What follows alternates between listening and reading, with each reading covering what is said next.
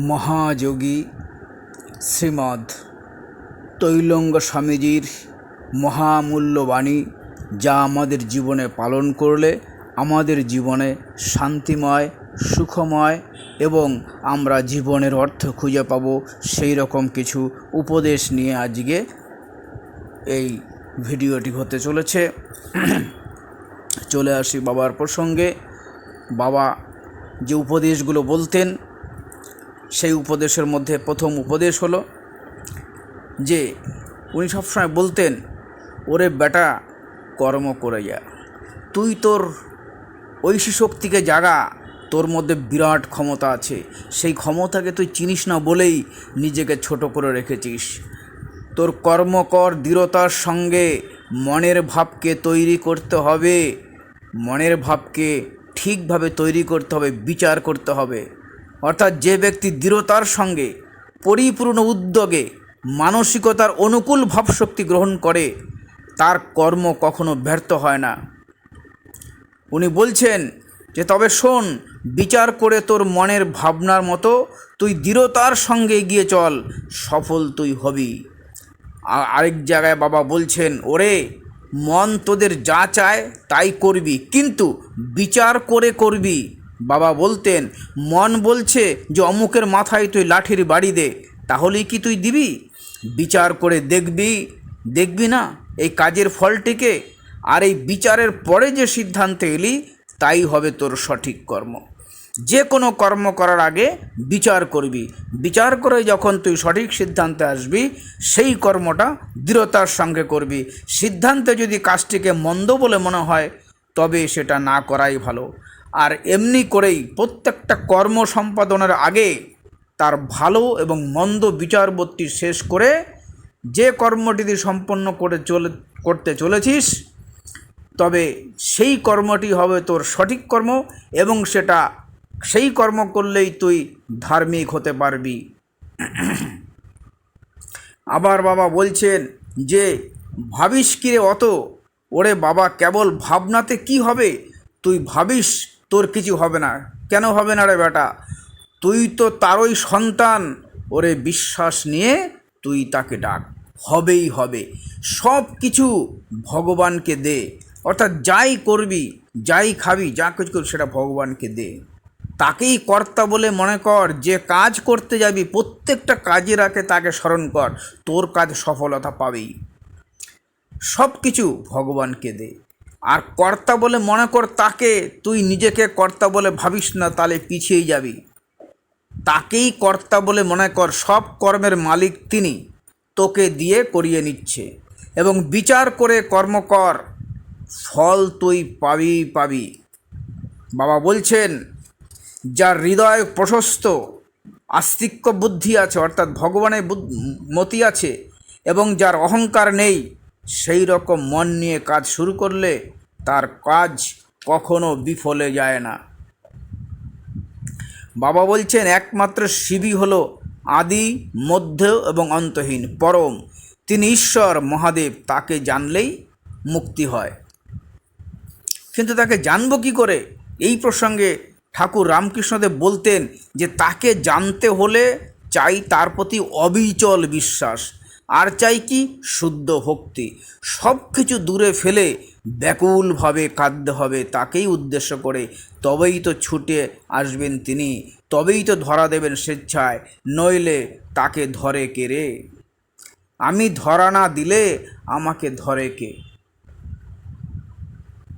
তাই বাবা বলতেন যে সব সময় যে কাজই তুই করতে যাবি, সবার আগে ভগবানকে স্মরণ করবি, তাকে বলে তারপরে এই কাজটা শুরু করবি, তাকে স্মরণ করে সমস্ত কাজ শুরু করবি। এবং বাবা আরও বলতেন যে মায়া মহৎ হতে স্থূলদেহ পর্যন্ত মায়িক সৃষ্টি সবই মিথ্যা। এসব অনাত্ম বস্তু, অর্থাৎ যে বস্তুর মধ্যে আত্মভাব না থাকে, সেটা মরুভূমিতে সেই জলের মতনই মিথ্যা বলে জানবি। অর্থাৎ সবসময় আত্মার সঙ্গে উনি আত্মাকে খেয়াল করে চলতে বলছেন যে তুই শরীর নস, তুই হলো আত্মা, তোর পরিচয় হলো আত্মা। তুই শরীর নস বা শরীর তোর নয়। শরীর যদি তোর হতো তাহলে তোর ইচ্ছা মতো শরীরকে চালাতে পারতি, যুগ যুগান্তর ধরে তুই এই শরীরটাকে টিকিয়ে রাখতে পারতি। তাকে তুই পারবি? তোর ইচ্ছা মতো এই শরীরটাকে টিকিয়ে রাখতে পারবি? পারবি না। তাহলে শরীরটা কি তোর হলো? নিশ্চয়ই তোর না। তাহলে তোর বলতে কিছু নেই। এই শরীর জড় পদার্থ, এর একটা সময় হবে, এই সময়ের পরে শরীরটা নষ্ট হয়ে যাবে। তাই বলছে যে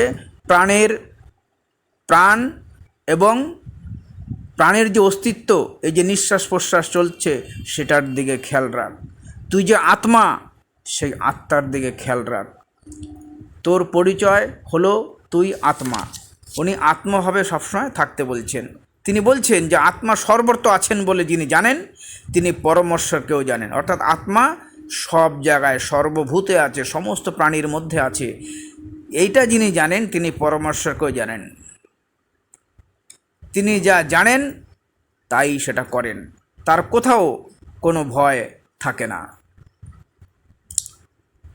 এবং বলতেন যে একমাত্র শিবই হলো আদি মধ্য অন্তহীন পরম, তিনি ঈশ্বর মহাদেব। তাকে জানলেই তোর মুক্তি হবে। তাই এই যোগ ঋষি অর্থাৎ শিবকল্প শ্রীমৎ তৈলঙ্গ স্বামী, এই মহাযোগী বাস্তব দেহে দর্শন করে অবর্ণনীয় এক মহাভাব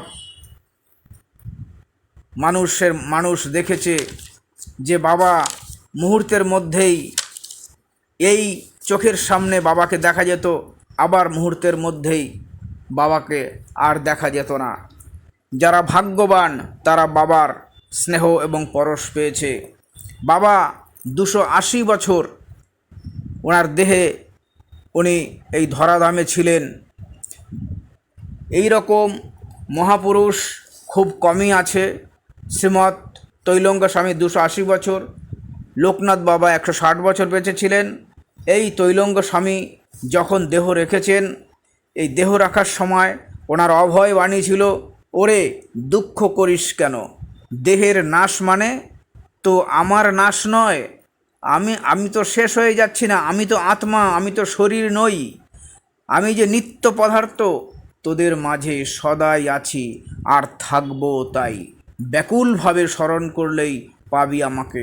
তাই যারা বাবাকে কষ্টে দুঃখে কোনো কিছু পাবার আশায় শ্রীমৎ তৈলঙ্গ স্বামীকে স্মরণ করে, সেই মুহূর্তেই বাবার কৃপায় সব কিছু ধন্য হয়ে যায় এবং মনস্কামনা পূর্ণ হয়। তাই আজকে বাবার কিছু বাণী নিয়ে শুধু আপনাদের বলবো।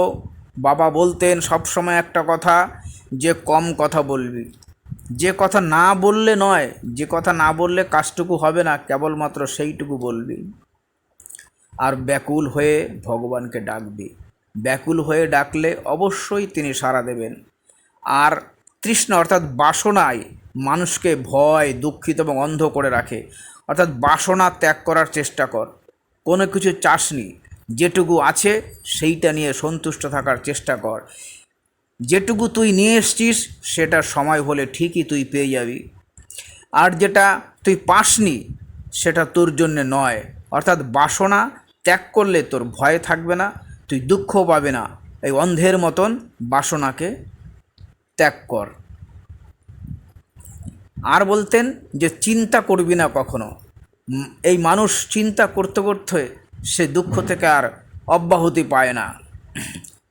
যার হৃদয়ে বাসনার স্থান পায় না, উনি বলছেন তিনি ত্রিভুবনকে তৃণ বলে মনে করেন। আবার বলছেন যে চিন্তা যাবতীয় দুঃখ থেকে তোকে রক্ষা করবে, চিন্তা পরিত্যাগ কর। বলছেন যে কাকেও কখনো কটু কথা বলবি না। যদি কাউকে কটু কথা বা কর্কশ কথা বলিস, তাহলে তোকে তেমন কথাই তোকে শুনতে হবে। কিন্তু কাউকে কখনো কটু কথা বলবি না। তোর যে রাগ বা ক্রোধ, সেটাকে জয় করবি কী দিয়ে? প্রেম দিয়ে সেই ক্রোধকে জয় কর। অমঙ্গলকে জয় কর মঙ্গল করে কারোর। আর নিঃস্বার্থতা দিয়ে তুই স্বার্থকে জয় কর, আর মিথ্যাকে জয় করবি সত্য দিয়ে। আর কি করবি? জিহ্বাকে সদা সংযত কর। কেন? কারণ জিহ্বাকে যদি সংযত না করিস, শারীরিক দুঃখ আসবে, শারীরিক কষ্ট আসবে, রোগ জ্বালা আসবে, আর কি হবে? আর পাপের ভাগীদার হতে হবে। কারণ জিহ্বা দিয়ে আমরা খাদ্য আহরণ করি, অর্থাৎ কুখাদ্য, যে খাদ্য মানুষের নয়, যে খাদ্য খেলে আমাদের রাগ, হিংসা, ক্রোধ বাড়বে, সেই সমস্ত খাদ্য বর্জন করো। অর্থাৎ যে খাদ্য গ্রহণে শরীর শান্ত থাকে, মন স্থির থাকে, সেই আহার্য তুমি গ্রহণ করো। আর জিহ্বাকে সংযত মানে যখন তখন যা খুশি কাউকে বলে দিও না। বলার আগে একবার ভেবে কথা বল। যেই কথা বলবি সেটা যেন মানুষ শুনে শান্তি পায়। এমন কথা বলবি না যে অন্যের মনে গিয়ে তীরের মতন বিধে। অর্থাৎ কথাকে সংযত কর, জিহ্বাকে সংযত কর, ভেবে কথা বল। কথা হলো তীরের মতন, একবার যদি তোর তীর বেরিয়ে যায় হাত থেকে, আর ফিরে সেই তীর আসে না। কথাও তেমনি, যদি একবার মুখ থেকে বেরিয়ে যায়, ওটাকে আর ফিরিয়ে আনতে পারবি না। কথা বলে যদি মনে হলো যে এই কথাটা বলা ঠিক হয়নি, কিন্তু তোর তীর তখন হাত থেকে বেরিয়ে গেছে, আর সেই কথাকে তুই ফিরে আনতে পারবি না। যার হৃদয়ে ঢুকলো সে বেদনা পেল, সেই বেদনা তোকে একদিন ফিরে পেতে হবে। তাই বাবা বলতেন এই জিহ্বাকে তুই সংযত কর। আর কখনো গর্ব অনুভব করবি না। আর কাম বিষয়ে চিন্তা যতটা পারবি কম করবি। কাম বিষয়ে চিন্তা করবি না, নিজেকে কখনো গর্বিত ভাববি না। আর কয়েকটা কথা বাবা বলতেন যে শ্রী ভগবান সব জীবে আছে, কাজেই জীব সেবা বাদ রেখে কেমন করে তুই ভগবানের সন্ধান করবি? যতটুর সামর্থ্য জীবকে সেবা কর। যে কোনো শিব, মানুষ, পশু, পাখি, পিঁপড়ে, যে কোনো প্রাণীকে পারিস তো সেবা করবি। এতে ভগবান প্রীতি লাভ করে, ভগবান সন্তুষ্ট হয়। সর্বদা সৎ কাজ করার চেষ্টা করবি, নইলে কিন্তু জন্ম জন্মান্তর তোকে গ্রহণ করে বারবার তোকে এই শরীর নিয়ে আসতে হবে আর যন্ত্রণা ভোগ করতে হবে। তাই বলছে সবসময় সৎ কার্যের অনুষ্ঠান করার চেষ্টা করবি আর ধৈর্য অবলম্বন করবি। জানবি যে ধৈর্যই কিন্তু ধর্ম করতে গেলে অধৈর্য হলে কখনো হবে না। অধৈর্য হলেই চঞ্চল হয়ে যেতে হয়, অধৈর্য হলে অনেক ভুল হয়ে যায়। ধৈর্য ধরবি, এই ধৈর্যই তোকে একদিন অনেক উপরে উঠিয়ে নেবে। আর কখনো আবেগে চলবি না, বিচারবোধ সবসময় জাগিয়ে রাখবি। বিচারবোধকে, যে কাজ করতে যাবি একবার বিচার করবি, বিচার করে তারপরে সেই কাজ করবি। বলতেন যে যেই সকল ঘটনা তোরা অলৌকিক বলিস, প্রকৃতপক্ষে সেই সব ঘটনা লৌকিক। বরং বর্তমান মায়াবদ্ধ জগতে তোমরা যা কিছু করছো তাহাই কিন্তু অলৌকিক। কারণ মানুষ যদি প্রকৃত মানুষ হতে পারে তবে সে সকল কাজ অনায়াসেই সে করতে পারে। চারটে জিনিস সবসময় মাথায় রাখবি। বাবা বলতেন সম, সৎসঙ্গ, বিচার, আনন্দ। সম বলতেন কেন? সব কিছুকে সমান জ্ঞান করবি। ছোট বড় বলে এই পৃথিবীতে ভগবানের বাজারে কেউ ছোট বড় নেই। যে ভিখারি, যে খেতে পায় না, যার ঘর দুয়ার নেই, যে অন্ধ, যে বিকলাঙ্গ, এই সুন্দর পৃথিবীতে ভগবান প্রত্যেকটা মানুষের কর্মফলের জন্য এক এক রকম পরিস্থিতি সৃষ্টি করেছেন।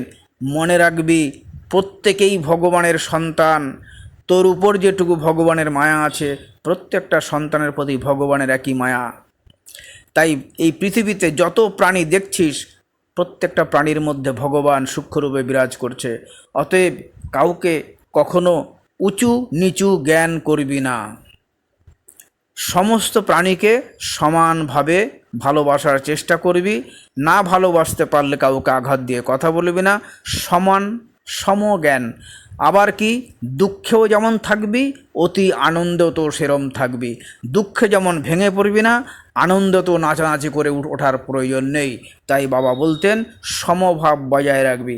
আর কি, সৎসঙ্গ, যেই কথা বললে, যেই কথার মধ্যে ভগবানের কথা উঠবে, যেটা শুনলে ভগবানের কথা শুনবো, যেটা বললে ভগবানের কথাই মনে পড়বে, সেই কথাই বলবি, সেই চিন্তাই করবি। যেখানে গেলে ভগবানের দর্শন হবে সেটাই চক্ষু দিয়ে দর্শন করবি।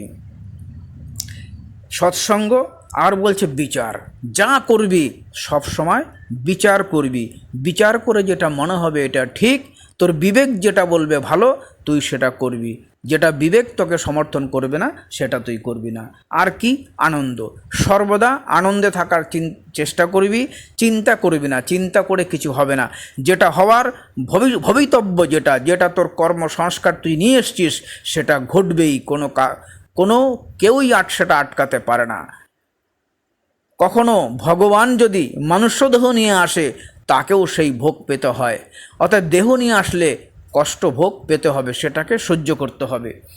সেই জন্য চিন্তা করবি না, আনন্দে থাকার চেষ্টা করবি। ভাববি ভগবান আমার সঙ্গে সদাই আছে। যারা সবসময় ঈশ্বর চিন্তায় থাকে তাদের কিন্তু কোনো রকম মৃত্যু ভয় থাকে না। তা মোটামুটিভাবে বাবার কিছু বাণী যেটা সকলের কাজে আসতে পারে, মোটামুটি আপনাদের কাছে সেটা রাখার চেষ্টা করলাম। এই মহাপুরুষ দীর্ঘ জীবনভর যোগ সাধনার পরে ওনার নানা অলৌকিক ঘটনা, প্রচুর অলৌকিক ঘটনা আছে, সেটা নিয়ে আমরা পরে কোনো ভিডিওতে আপনাদের সঙ্গে সামনাসামনি হব। আজকে বাবার অতি মূল্যবান কিছু বাণী, যেগুলো মনুষ্য জীবনে চলার পথে মূলধন হিসাবে মানতে পারেন, সেই বাণীগুলো আপনাদের কাছে আজকে রাখার চেষ্টা করলাম। শ্রীমৎ তৈলঙ্গ স্বামী বাবার দক্ষিণ হস্ত আপনাদের মাথার উপরে থাকুক। বাবার আশীর্বাদে আপনারা পুষ্ট হন। বাবার কথা, বাবার বাণী মেনে আপনাদের জীবন সুখ এবং শান্তিময় হোক।